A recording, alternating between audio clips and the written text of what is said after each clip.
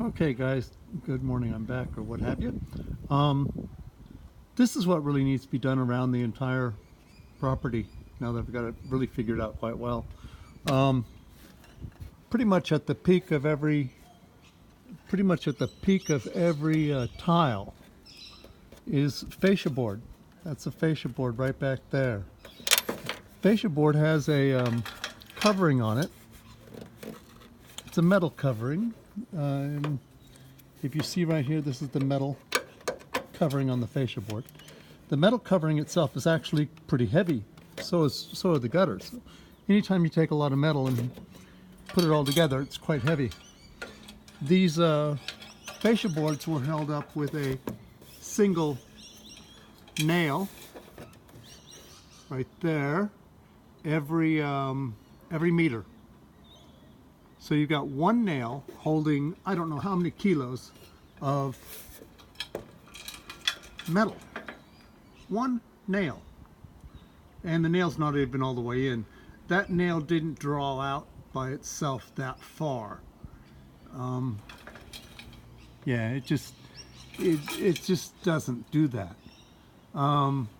This is not a section of the guttering that came down that was commented on. This is next to that. So every high bit of the roof tiles is a very good place to drill a very small hole in the metal right here, right there. Let's see here. Here's an example of the, can you see that? Oh, the sun's in the way. But see that little hole right there? Okay, so you make a hole. Is that the right hole? Yeah, that's the right hole.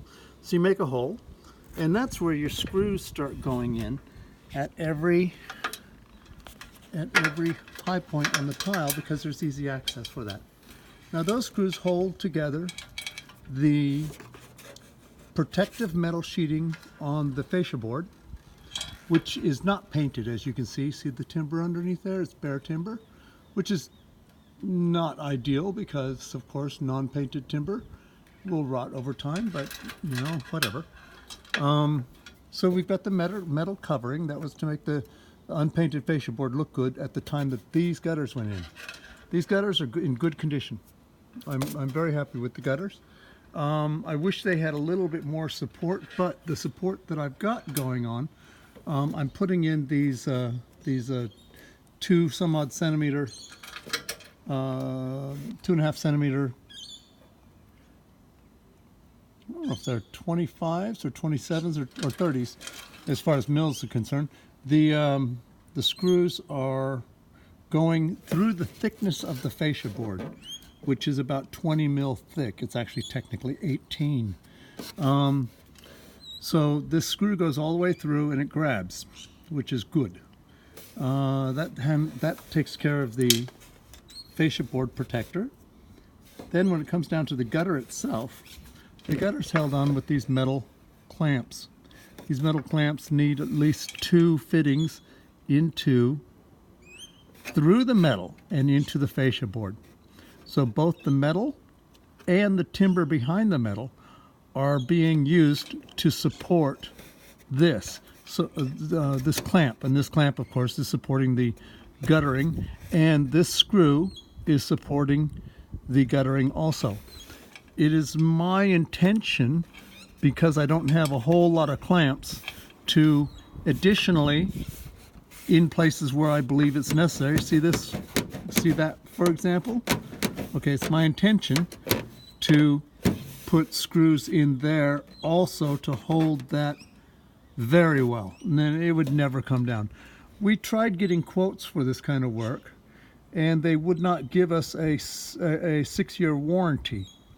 I can tell you that the way that I do this is not coming down for 10, 15 years.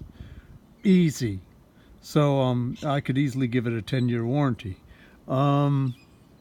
That's just an update on what's going on with the guttering. Okay, so you guys have a pretty clear idea that what we really need is a screw under each high bit going around the entire property. because the gutters are loose around the entire property, and galvanized screws holding in the brackets, 2 minimum each.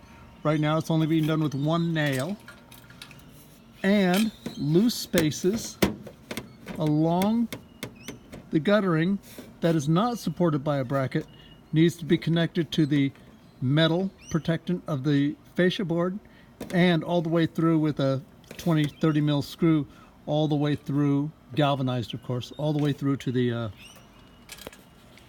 into the fascia board to support all of this. Again, galvanized screws are not gonna rust.